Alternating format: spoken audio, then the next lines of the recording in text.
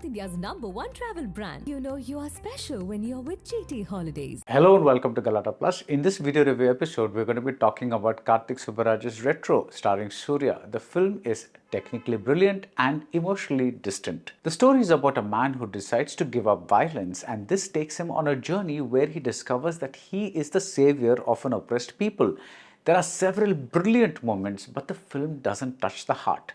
The rest of this review may contain spoilers. In Retro, Karthik Subbaraj takes the Chosen One template to one of the OG Chosen One templates, the story of Lord Krishna. The protagonist Pari, played by Suriya, is born on Krishna's birthday. Like Krishna, Pari grows up with another mother, this film's equivalent of Yashoda. The reason for Pari being taken away from his birth parents is a prophecy which makes this film's Kamsa, that is Nasir, kill all male children. The woman in Pari's life, Pooja Hegde, is named Rukmini, and the way they meet as grown-ups is almost as if the gods planned this meeting.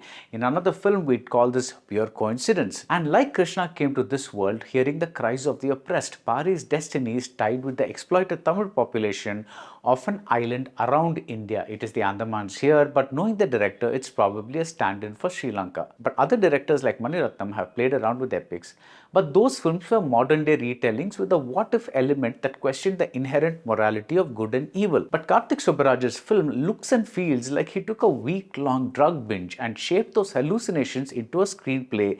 I mean this as a compliment. Using the base story of Krishna, Retro takes a giant leap into the unknown in the sense that we can never tell what's coming next. A doctor who advocates laughter therapy, Jairam, is brought to a place where people are afraid to smile. A speech that Pari gives before his wedding is intercut with a fight sequence shot in silhouette, and the faces from that silhouette fight are shown with the wounds that result in this present day. A man whose arm has been cut off gets a golden arm, and the metal makes another appearance in goldfish, which is code for something everyone is searching for. As a pure technical achievement, Retro is a cinephile's wet dream. Even by Karthik's top-notch filmmaking standards, a sequence shot in a single take is a breathtaking use of the space in a marriage hall. And this is not just showing off, it is a sustained bit of storytelling that moves from song and dance to drama to violence. But this marriage and the mini romance that precedes it is also where the film reveals its shortcomings. It remains emotionally distant. The story is set up with Pari promising Rukmini that he will give up the violence that he has been taught in order to channelize his angst. But unlike Mahan, where the Simran character was a Gandhi worshipper, we know nothing about Rukmini other than the fact that she is a veterinarian who is often seen with cuddly animals. If a man says he will give up the only thing that shapes him, we need a better reason than, well, Pooja Hegde is pretty. In a way, I guess Karthik is asking us the same questions that S.U. Arun Kumar asked in Veera Dheera Suran.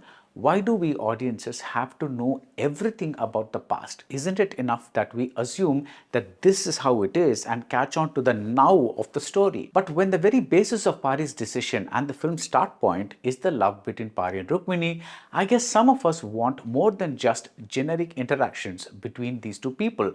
In fact, we get more juicy scenes with Joju George, who's wonderful as Pari's reluctant father.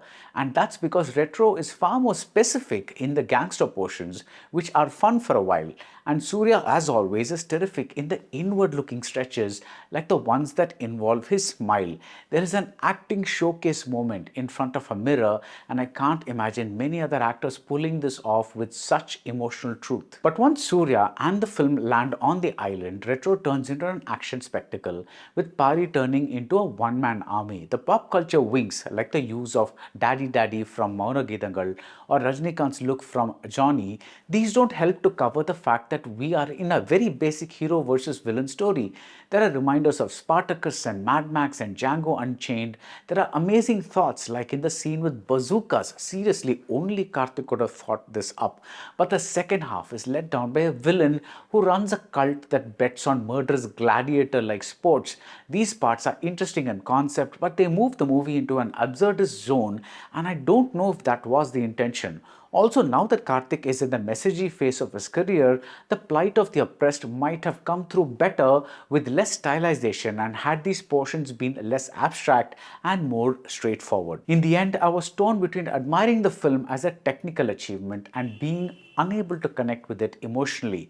As always, Santhosh Narayanan reserves his best for Karthik, and the scores for the action blocks are especially fantastic. Instead of the usual sounds of danger, Santhosh pushes us into entirely different moods. The overlapping score binds together the scenes as much as the screenplay does and as much as Shafiq Muhammad Ali's editing does. And at least the flow of the film is as smooth as silk, aided by Shreyas Krishna's beautiful cinematography. Any cameraman's work becomes twice as creative when there is a director who knows what he wants from a scene's look, and that is certainly the case here. You feel the joy of pure cinema, but I did not feel for the characters. And when a mother-son moment does not resonate, or when the chosen one's mission feels generic, you know something is off. When Pari discovers who he is, we should feel the way we did when Neo discovered his destiny. The Matrix is one of the all-time great chosen one movies, that's why I mention it here. But here, it feels like another instance of a hero flexing his muscles.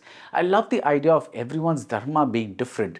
The Buddha may have believed in non-violence, but Krishna needs to wage war to wipe out the forces of evil. But several of these thoughts keep floating around and don't come together as a whole. Also, the problem with Tamil cinema is that we have seen many quasi-chosen one movies where the hero turns out to be the savior of the oppressed. Retro is not in that zone at all, but some of the predictability from years of watching those movies certainly creeps in. Writing about Jigatanda Double X, which I loved, I said Karthik has rarely been so emotional in his cinema. With Retro, the emotion gets lost amidst the action. And that's it about Retro. If you like this video review, do subscribe to Galatta Plus and see you soon at the movies. South India's #1 travel brand. You know you are special when you're with GT Holidays.